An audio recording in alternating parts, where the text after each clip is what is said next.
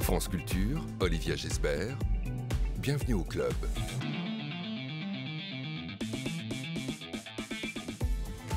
Bonjour à tous. Le nucléaire, l'écologie, un conflit de génération, elle cherche sur scène la réconciliation. La comédienne Dominique Valadier est notre invitée aujourd'hui. Elle est en ce moment surtout au théâtre de l'Atelier pour les enfants de la Britannique Lucy Kirkwood. On en parle jusqu'à 12h30. À 12h50, c'est notre book club de Zola au roman contemporain. Comment s'écrit le travail. Deux invités, le critique littéraire Alexis Broca, qui a supervisé le numéro anniversaire du magazine Lire consacré à Émile Zola, et la romancière Claire Baglin, 24 ans tout juste, qui publie en salle son premier roman aux éditions de Minuit. Et vous, quel livre a éveillé votre conscience sociale ? #BookClubCulture.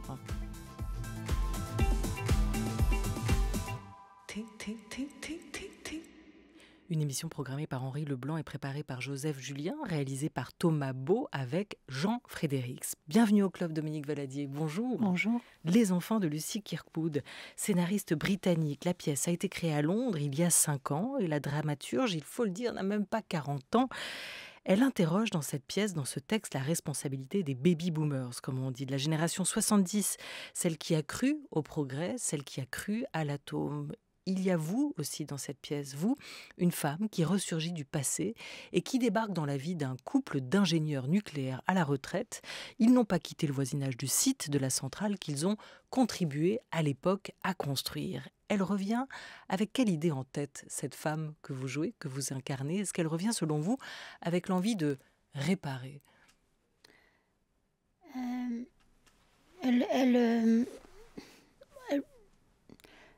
Ça ne se dit pas en début de la pièce, justement, la durée de la pièce est exactement le temps qu'il faut pour qu'elle dise pourquoi elle vient. C'est dans la deuxième partie de la pièce qu'elle va dire tout le début de la pièce, et une bonne partie de la pièce consiste à écouter et à laisser le couple qui est sur place dans le site, à laisser le couple s'exprimer, et qui est un couple qui a vieilli, dont elle a été la petite amie de lui. Et il y a aussi un passif amoureux. C'est aussi un trio amoureux. La petite amie de lui et l'amie de elle, Cécile Brune et Frédéric Pierrot, Hazel et Robin dans la pièce. Ce sont vos deux complices, puisque c'est un trio d'acteurs et de comédiens qu'on retrouve donc sur la scène de cette pièce Les Enfants. Alors les enfants, pourquoi ce titre ? Est-ce qu'on peut recommencer peut-être avec l'une des premières répliques de cette pièce ? C'est la première réplique. Comment vont les enfants ? Comment vont les enfants ? La première réplique est d'ailleurs dans le livre, elle pose tout de suite question sur quelle est la fonction de ce personnage qui dit cela en commençant. La première réplique est « Comment vont les enfants ?» Mais il y a une indication dans le livre qui dit elle dit cela à face publique, donc c'est plus ou moins adressé au public, et derrière, l'ami répond « Bien, ils vont bien ». Donc il y a un jeu d'emblée pour le personnage que j'interprète, une présence qui est à la fois d'un personnage, à construire un personnage, mais aussi une adresse directe au public. C'est-à-dire qu'à l'intérieur du tissu que forme le texte du personnage s'inscrit une parole qui est légèrement déviée pour mettre en alerte le public. Et c'est une sacrée question, si vous étiez le public, quelle ébauche de réponse donneriez-vous à cette question ? Comment vont les enfants ? Comment vont les enfants ? Il y a des enfants qui vont très très mal. Quels enfants ? Les enfants, on va parler de ceux qui vont mal, il y en a beaucoup qui vont très très mal. Donc c'est une question douloureuse. Et oui, la question qui se pose, c'est que faisons-nous aux enfants? Qu'arrive-t-il aux enfants, plus généralement, en dehors de ce que raconte la pièce? Évidemment, quand cette phrase est lancée en début de spectacle, après l'histoire va se centrer autour vraiment de ces trois personnes qui travaillaient à la centrale dans laquelle il y a eu une catastrophe nucléaire. Mais c'est vrai que le texte doit être aussi élargi comme une adresse et un réveil. Une interpellation presque à tous. Hein. Oui, demande au public de se réveiller, aux gens de se réveiller. Enfin, le public, c'est des gens, on est des gens. Les acteurs aussi sont des gens, on est tous des gens. Ces enfants, on les a mis au monde, mais dans quel monde les a-t-on c'est ça. Les a-t-on portés? Quel monde leur a-t-on offert? Quelle planète leur laisse-t-on aussi en héritage? Tout à coup, c'est ce regard rétrospectif qui est avancé là, cette question-là qui nous est à tous posée, de notre responsabilité par rapport ou face à nos enfants, à nos propres enfants. C'est une jeune scénariste, dramaturge, autrice britannique, Lucy Kirkwood, qui a donc imaginé ce texte, cette pièce que vous portez aujourd'hui sur la scène de l'Atelier à Paris. Quelle est pour vous la particularité de ce texte dans son écriture? Ça serait la légèreté, la profondeur. Il y a une surface qui paraît presque, comme un échange simple entre les gens, un peu, presque, je dirais pas du théâtre de boulevard, mais presque quelque chose de très joyeux, vivant, vif. Mais en même temps, elle tisse profondément un drame collectif, où se mélangent les acteurs, où le public deviennent des acteurs aussi de la pièce. Et c'est ce tour de magie qu'elle réussit dans son écriture, qui me semble très, très intéressant et très... on s'attache à essayer d'interpréter cela et à le montrer, à en montrer la profondeur, mais en laissant quand même le public respirer et sourire et rire même pendant le spectacle. Ça provoque des rires. Oui, il y a de l'humour, il y a beaucoup d'humour, une espèce d'humour noir aussi, de décalage qui se joue dans cette pièce. Vous qui avez fait vos débuts il y a près de 40 ans, avec un auteur bien français, Molière, Dominique Valadier, et une bonne partie de son répertoire que vous avez pu explorer à travers les rôles qui vous avaient été offerts. Est-ce que vous diriez de cette pièce que c'est du théâtre anglais? Est-ce que dire cela, ça fait sens pour la comédienne que vous êtes? Ça fait sens par rapport surtout à... J'ai pas mal joué dans des pièces d'Édouard Bond, et qui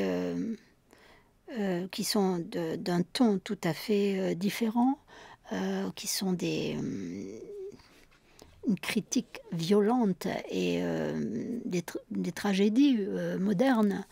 Et je ne peux pas croire qu'elles ne connaissent pas ce théâtre-là et qu'elles ne connaissent pas non plus ce qu'a écrit Bond sur la construction des pièces. Qu'est-ce qu'il a écrit ?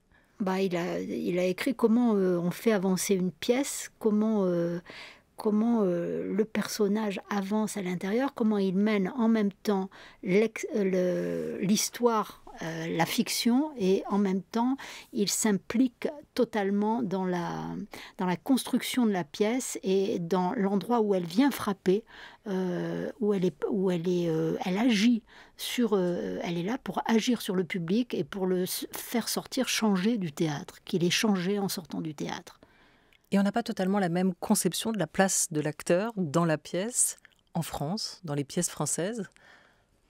On peut la voir euh, c'est moins... Vous parlez de Molière, mais on parle toujours derrière le travail qu'on fait sur les personnages, on parle ce qui est vivant et vif, c'est de parler directement aux gens. Mais c'est masqué, on est masqué. Il y a le personnage. C'est deux choses. Et ça se conduit ensemble. Vous comparez, vous, souvent, vos rôles, Dominique Valadier, à des discours. Est-ce que le texte prime toujours, avant tout? Oui, le texte prime, mais après, la présence ou la conduite de le corps. Le corps est vêtu d'un costume. Le costume, c'est quoi?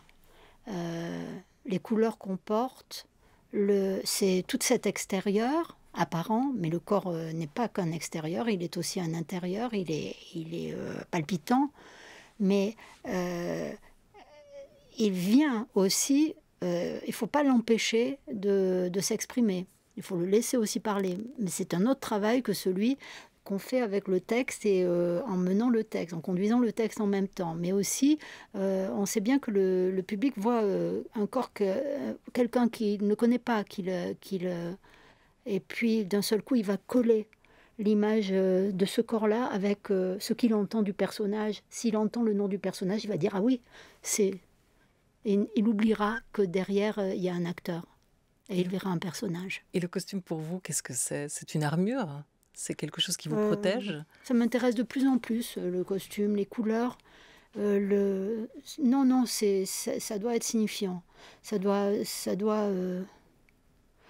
par exemple, là, avec Éric Vignet, qui a fait la mise en scène de ce spectacle, on a beaucoup travaillé sur le costume et Alors, est-ce que, par exemple, le type de question qu'on peut se poser, est-ce que c'est une fille qui va toquer aux portes et qui marche, elle a un sac à dos et tout ça. Et puis, petit à petit, j'ai commencé avec un sac à dos.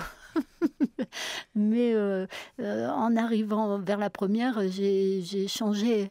J'ai pris un sac de travail. Vous êtes la femme des villes, hein, vous êtes la femme des villes quand Oui. vous arrivez. Rose, ce personnage Oui. que vous interprétez, Oui. quand elle arrive là. C'était pas, j'ai pas répété comme ça au début. Au début, je faisais, ça s'orientait naturellement vers une marcheuse, une femme un peu où on pouvait mélanger le côté un peu de cette fille seule qui n'a jamais trouvé le partenaire ou qui a été abandonnée par ce garçon qu'elle aimait et sa meilleure copine, il s'est mis avec sa meilleure copine.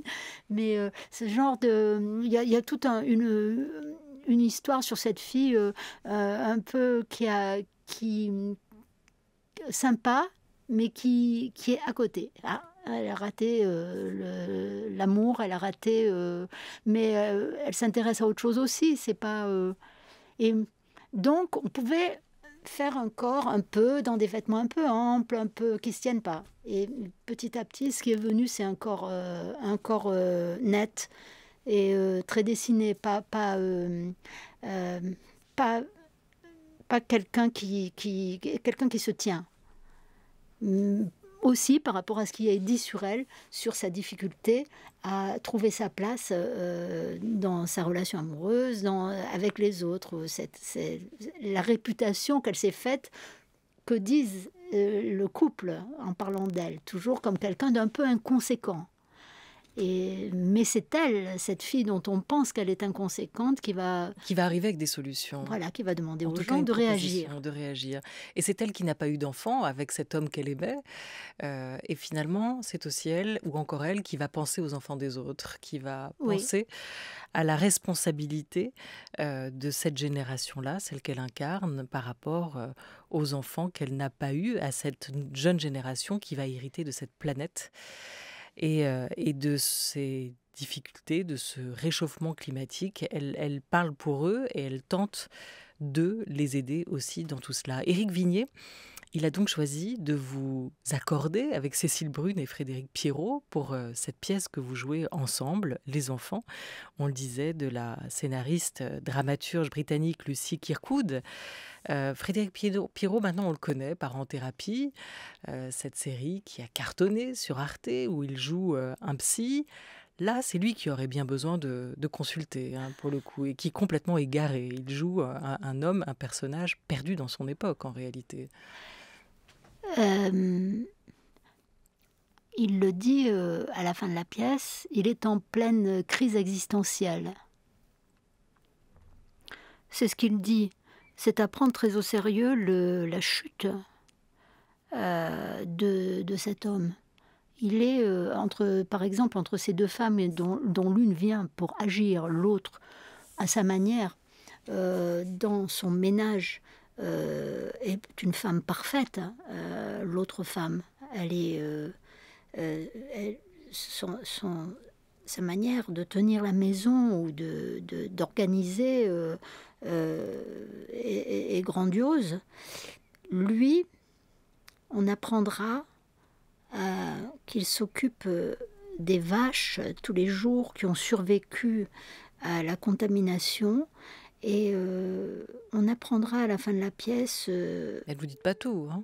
Là, ne nous dites pas tout. Non, je ne vais pas le dire. Non. Mais on apprendra ce qu'il vit et on voit le profond désarroi dans lequel il est, la profonde perte de sens dans lequel il est, la solitude et la perte de sens. Les Enfants, mis en scène par Éric Vigné, est à voir en ce moment au Théâtre de l'Atelier à Paris. C'est un théâtre ou du théâtre sans tapage, comme vous le dites souvent, et du théâtre sans tapage, comme vous l'aimez. Dominique Valadier est notre invité jusqu'à 12h30. France Culture, bienvenue au club.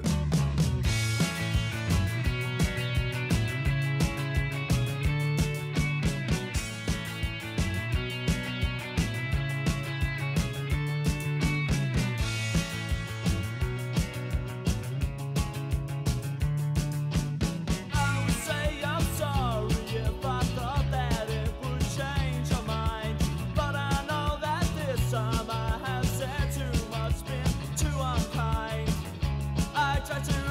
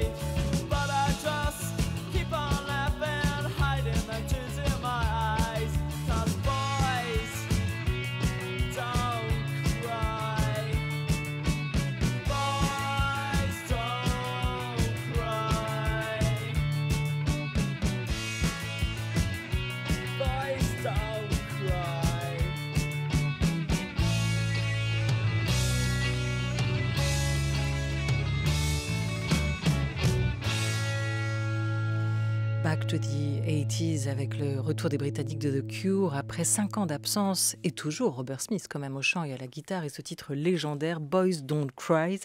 Ils seront en concert en France, 8 concerts à l'automne qui les mèneront de Lyon, Montpellier, Toulouse, Bordeaux, Nantes ou encore Strasbourg jusqu'au 28 novembre à Paris à l'Accor Arena.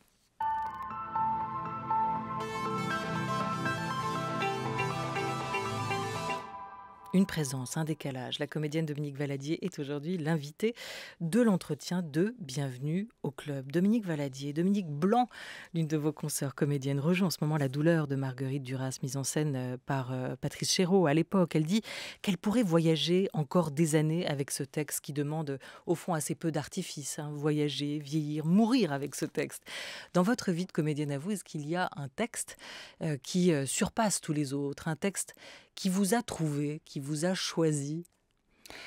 Il y a... j'ai travaillé à travers le voyage, à travers les personnages. J'ai grandi, je crois, enfin, et mûri. Et peut-être je me suis identifiée à ma féminité à travers le jeu et les personnages que j'ai joués.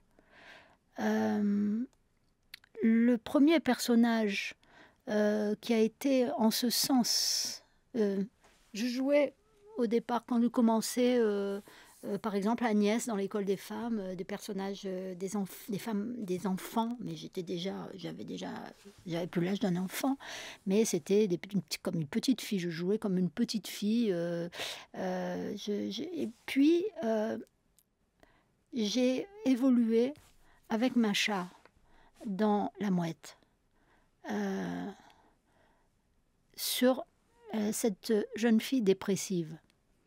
Et ce sont ces grands thèmes se sont mélangés à beaucoup je pense, de jeunes filles connaissent ce qu'est la pente dépressive ou l'adolescence. On rencontre souvent ça.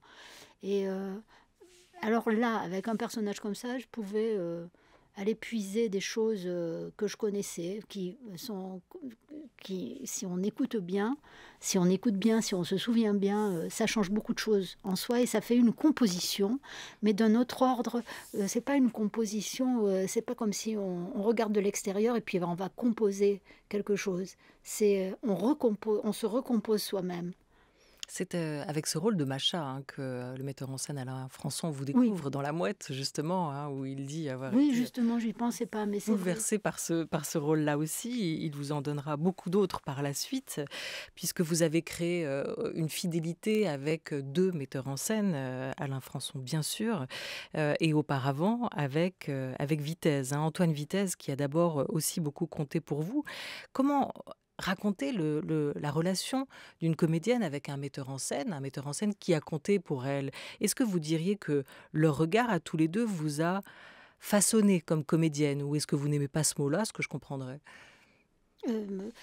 Si, je l'aime bien. J'aime bien être influencée par le regard ou la parole des maîtres. Vitesse... j'ai eu un coup de cœur absolu. C'était pas tout le monde qui avait des coups de cœur pour Antoine Vitesse. Il y avait des gens qui ne le comprenaient pas. Et moi, je l'ai compris. C'est un homme que j'ai aimé tout de suite.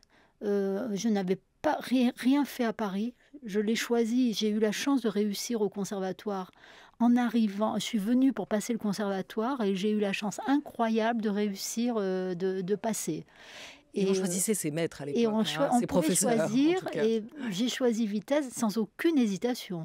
C'était vraiment, pour moi, c'était comme ça qu'il fallait faire du théâtre. Je ne l'ai jamais considéré comme une personne qui faisait du théâtre d'une autre manière. Alors, qu'est-ce qu'il y a aujourd'hui de Vitesse en vous et qu'est-ce qu'il y a de Françon en vous? Je dirais que ce qu'il apportait en plus de son art, ce qu'il apportait aussi, c'était l'affect, l'affection qu'il avait pour les acteurs, la camaraderie, la bonté de Vitesse et la manière dont il protégeait sa troupe. Et on a besoin de ça quand on est comédien, Oui. quand on est acteur. Ouais, on a Oui. besoin de se sentir protégé par le regard d'un Moi, metteur en scène. j'ai toujours aimé la troupe. J'ai fait du théâtre pour être en troupe. C'est ça que j'aimais, c'était l'itinérance. Et j'aime toujours ça. Mais vous n'êtes pas resté à la Comédie Française où vous avez été un temps pensionnaire, hein, sous Oui, parce que Jean-Pierre je Vincent, voulais je pas. crois. J'ai joué dans le Bourgeois, c'est la soubrette. Ensuite, on m'a reproposé une soubrette et j'ai dit non. Il y en a marre des Dans Les soubrettes. Femmes savantes, j'ai dit non, je veux pas jouer la soubrette, je veux jouer Armande. On m'a dit ici on choisit pas. Alors j'ai dit je m'en vais alors. mais je sais qu'ailleurs on choisit pas non plus. Hein. Vous avez retrouvé en tout cas d'autres familles ailleurs, et notamment au conservatoire, hein, où vous avez enseigné aussi pendant 20 ans. Les questions des étudiants, est-ce qu'elles vous ont fait aussi envisager votre pratique de comédienne autrement? Est-ce que dans votre envie de transmettre à tout prix, il y avait aussi cet apport que vous avez pu réaliser et qui allait dans les deux sens?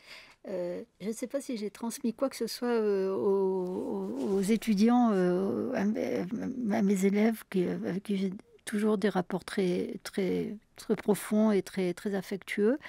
Je pense que j'ai beaucoup pris en eux. C'est l'écoute. L'écoute, je pouvais avoir une écoute sans bord, quoi. Pour essayer sur la manière dont je pouvais commenter ce qu'il faisait. J'entrais d'abord dans une écoute très profonde. Ils savaient que je les écoutais profondément. Donc, je pense que moi, je ne sais pas comment on enseigne. Je suis passée ça s'est passé comme ça pour moi. Et je pense que c'était pas si mal que ça pour faire avancer les gens et qu'ils deviennent des gens autonomes. Des artistes autonomes. Beaucoup témoignent aujourd'hui de tout ce que vous leur avez apporté. C'est vrai, donc moi j'en suis très touchée. Sachez que ça allait dans les deux sens. Il y a deux grands rôles, deux grands textes quand même qui vous ont porté, que vous n'avez pas cité à la question que je vous ai posée. C'est quand même Hedda Gabler d'Ibsen, et puis Qui a peur de Virginia Woolf, mise en scène là encore par Alain Françon. Et c'était votre choix à vous. Vous l'avez fait en duo, réalisé avec le comédien Vladimir Yordanov. Et c'est vous qui lui avez collé le texte entre les mains. Non, c'est le contraire. Oui, à Alain Françon. Mais c'est Vladimir qui m'a envoyé la pièce. Voilà, et en tout cas, qui sont deux textes qui vous ont porté et révélé. Oriane Delacroix nous a rejoint dans ce studio. Elle est aujourd'hui ma complice pour le book club de Bienvenue au club. De quoi allons-nous parler dans une vingtaine de minutes? Eh bien aujourd'hui, dans un book club consacré à Zola. Alors Émile Zola, enfant du peuple, grand architecte de son œuvre ou lanceur d'alerte, on en discute dans une émission en partenariat avec le magazine Lire. Et vous pouvez déjà répondre à notre question. Quel livre a éveillé votre conscience sociale? Réponse via notre hashtag BookClubCulture. Voilà, on a déjà pas mal de réponses. On vous en reparle dans une vingtaine de minutes. Merci mille fois, Dominique Valadier. Merci beaucoup.